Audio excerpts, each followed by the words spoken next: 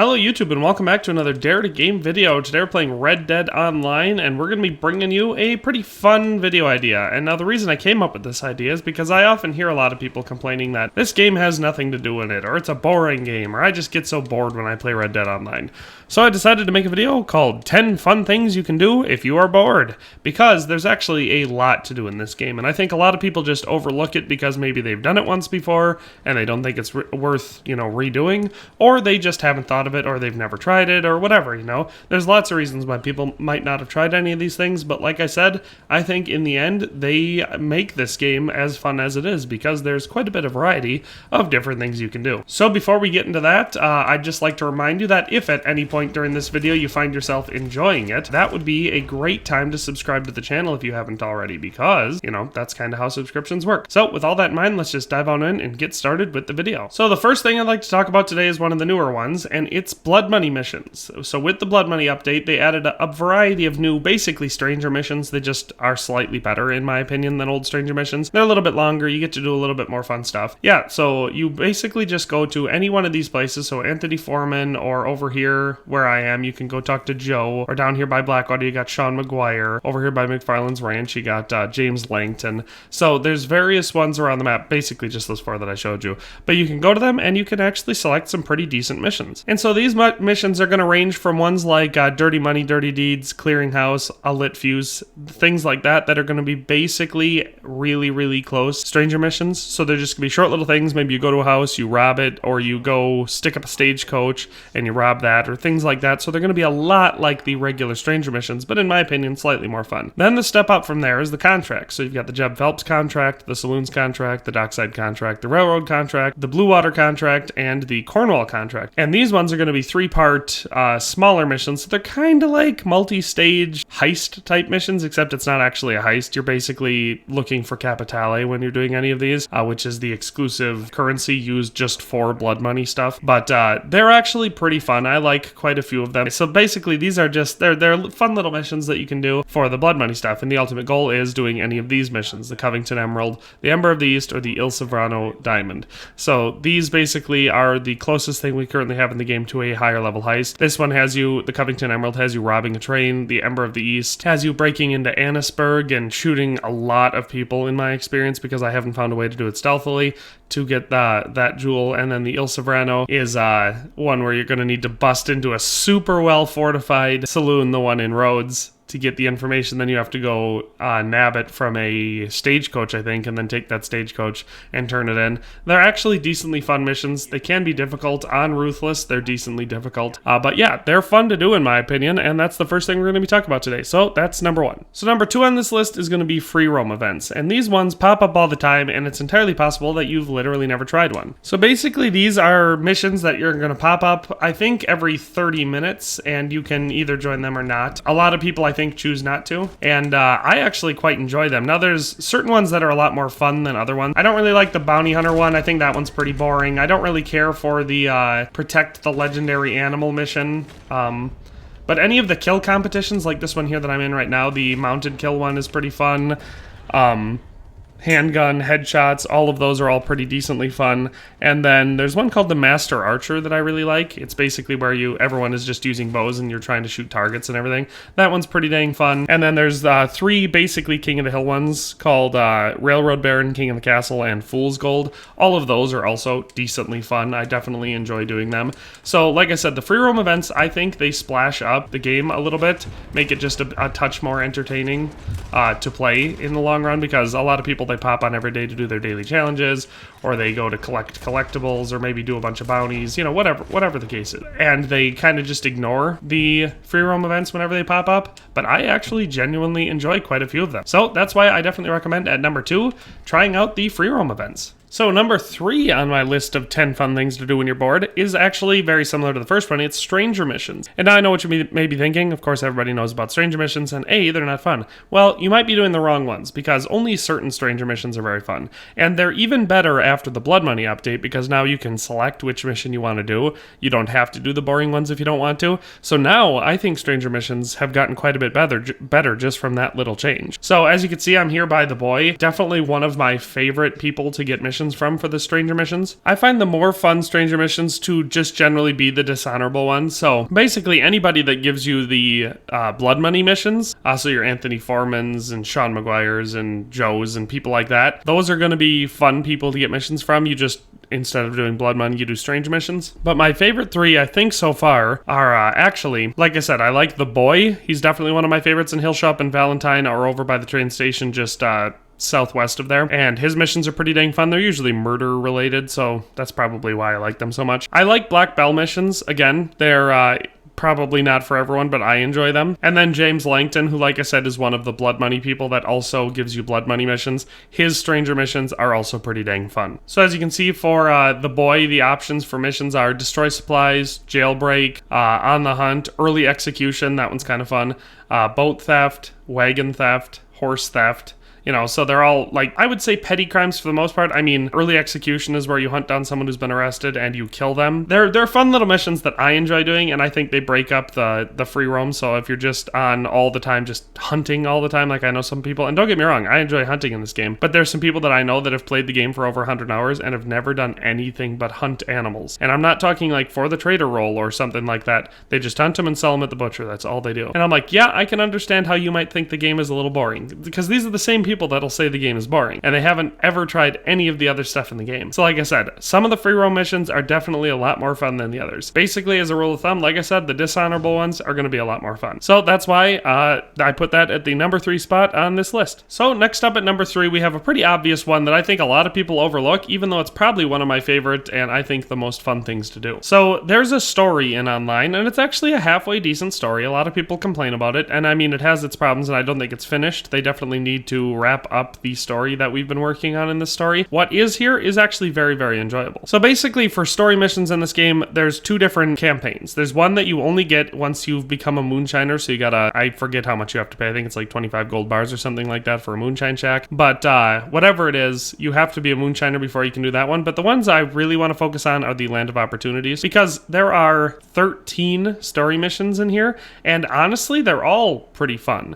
I mean, I definitely have opinions about which ones are more and less fun than others, but I think just on the whole, these are all pretty decent, and you can replay them unlimited times. I mean, there's a cooldown between when you can do it, so I think you can only do one every hour or one every half hour or something like that. So like I said, replaying the story missions is very fun in my opinion, and like I said, the Land of Opportunities is the main place I focus because everybody can do these, but the Life of Shine missions are pretty dang fun too, and the nice thing about the Life of Shine missions is you can play these by yourself, and I do on a regular basis, and they have 3 difficulties: standard, hard, and ruthless. And on ruthless, some of them actually get pretty dang difficult, so they can be a challenge. But I definitely recommend, if you've only ever played through these once, or if you've never played through the campaign and you're bored of the game, play the campaign. They're fun missions, they show you different things about the game, and they introduce a lot of nuance and storyline into it, so it makes it feel a little bit less like an empty MMO and more like a multiplayer RPG. So the next thing I want to talk about is something that I think a lot of people overlook because they really did not like them when they were added, because it was just such a small update that I think people got mad about it. It's actually the Telegram missions. So to get to the Telegram missions, you go into your satchel, you pop over to Documents, you go down to Telegrams, which is usually all the way at the bottom of your Documents tab. Then you see a new source of employment. These are the Telegram missions, and there are actually 3 of these. Now, they have 3 different difficulties, so basically to have completed them all on all difficulties, you'll be playing each of these 3 times for a total of 9 times. I think the one I normally do is Outrider, because on that one I just ride on a stagecoach and I'm like riding shotgun for them, and it's pretty fun. There's quite a few enemies that you're riding through, and basically you have to protect the wagon until you get to where you're going. I think it's fun. But yeah, so the new source of employment Telegram missions are the 5th thing that we're going to be talking about today. So the 6th thing that I want to talk about today is actually a very, very new thing to be talking about, and it's the Call to Arms survival mode. So you get to it the same way as you get to the other Telegram missions, and if you haven't picked this up yet, you just collect it from your mailbox, but then you click on Call to Arms, and then you get to select between any of these places: Blackwater, Fort Mercer, Strawberry, Valentine, and McFarland's Ranch. So basically the premise of this Call to Arms mode is that you're going into a town or a location, if it's like Fort Mercer or something like that, and you're defending against waves of attackers. So like I said, it's a wave-based survival mode, and there are 10 waves with increasing difficulty, and you can do this with, I've done it with up to 3 other people in my posse, so you can have up to 4 people doing it, or you can do it totally by yourself. I've made it all the way to wave 10 on McFarland's Ranch and Valentine by myself. I know a lot of people have done more than that, but maybe they're better at the game than me.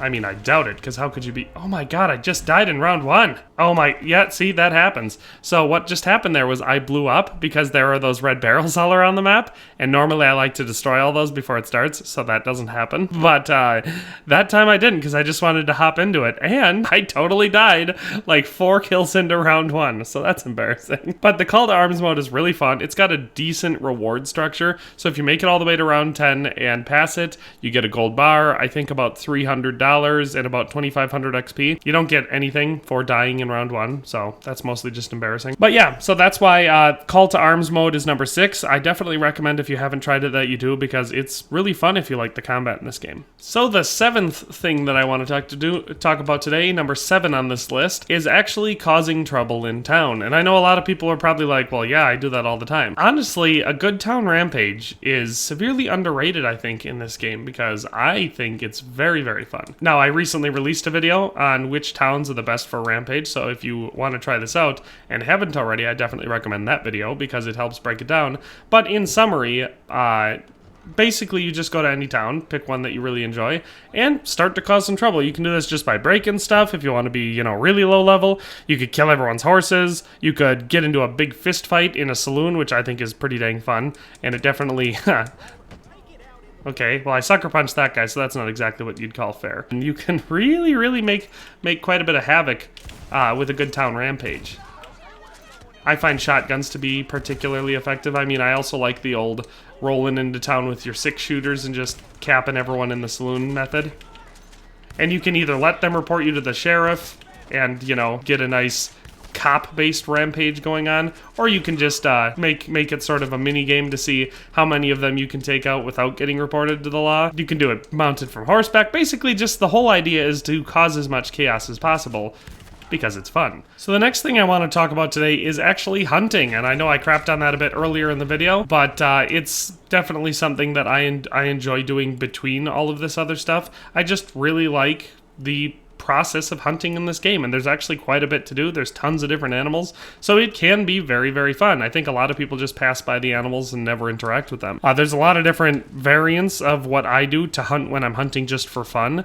My favorite is probably to hunt down some more of the dangerous predators and take them out, because obviously there's a bit more of an adrenaline rush taking out something that can also take you out. So that's grizzly bears over by Manzanita Post, or cougars up in tall trees, or over in the Great Plains region, kind of by Blackwater, panthers over in Lemoyne, wolves up in the mountains, whatever it is. I think dangerous predators are definitely a lot of fun to hunt, and you can either go full immersion, like blending tonics and using a scoped rifle or something like that with a shotgun as a backup and go on foot to try to be sneaky, or you can do what I do. My favorite method to hunt actually is on horseback with a bow. It's, I guess, the native way of hunting, and I definitely really enjoy it. I think it's a lot of fun. Another way to go, if you need something to kind of direct you in your activities, there's actually an animal field guide that you can complete. And basically, so if we go into mountain and grassland, because I just killed a whitetail buck, there's going to be different animals. I mean, all the animals in the game, basically. And to complete it, you have to track it, kill it, skin it, study it, sedate it, sample it, and photograph it.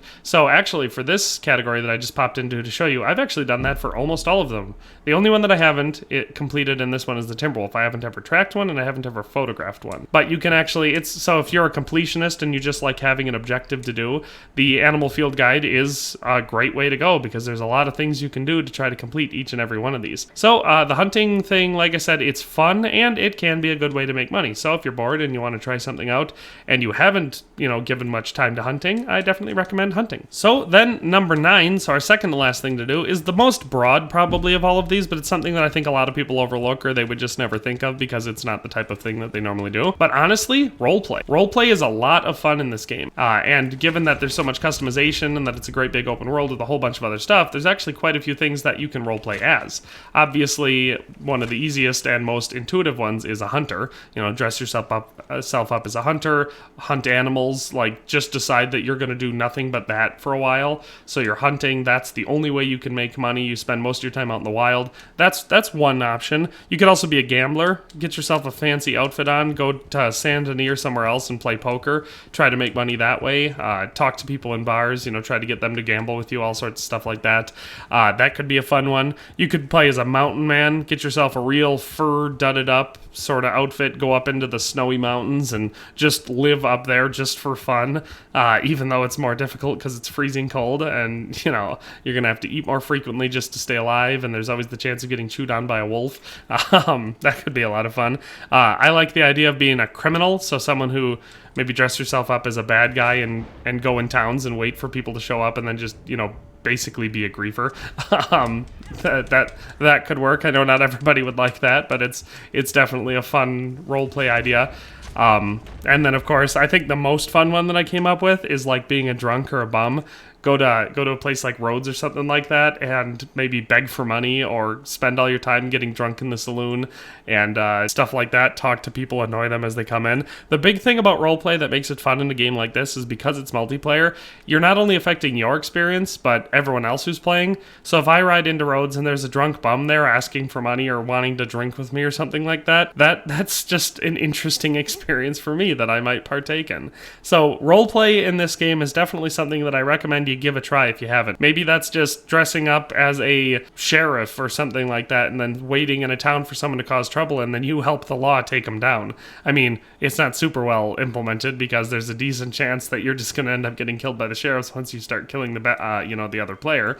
But whatever it is, I think roleplay has a lot of potential in Red Dead Online. So that's why I recommend you give it a try if you haven't, especially if you're bored. So the final thing I want to discuss today is just a generalized gang wars sort of thing. And so the best way to go about this is posse versus posse. So if you know people that you play with, like if you've got a decent sized group of people that play this game, this one's definitely a lot easier because all it takes is anywhere between 4 and 14 people. And then you have 2 opposing posses and you pick a territory or something like that you want to try to control. Maybe it's I normally do Rhodes or the Civil War battlefield by Rhodes, but any old town that you want to control, and basically that's going to be the contest between the 2 gangs is going to be taking and or holding that location, and then you just basically kill each other until one side gives up or you've had it for a certain amount of time.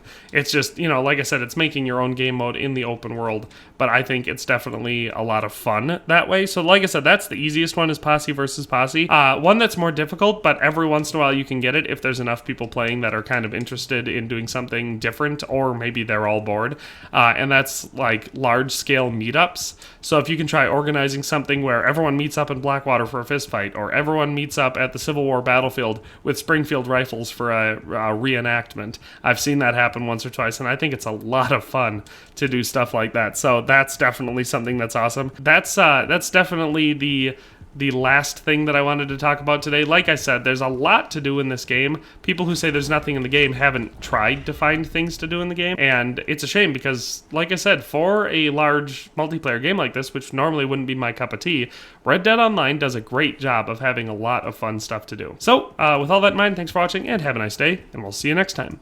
Thanks for watching another Dare to Game video. If you liked this video, please leave a like and a comment. If you haven't already, be sure to subscribe to the channel.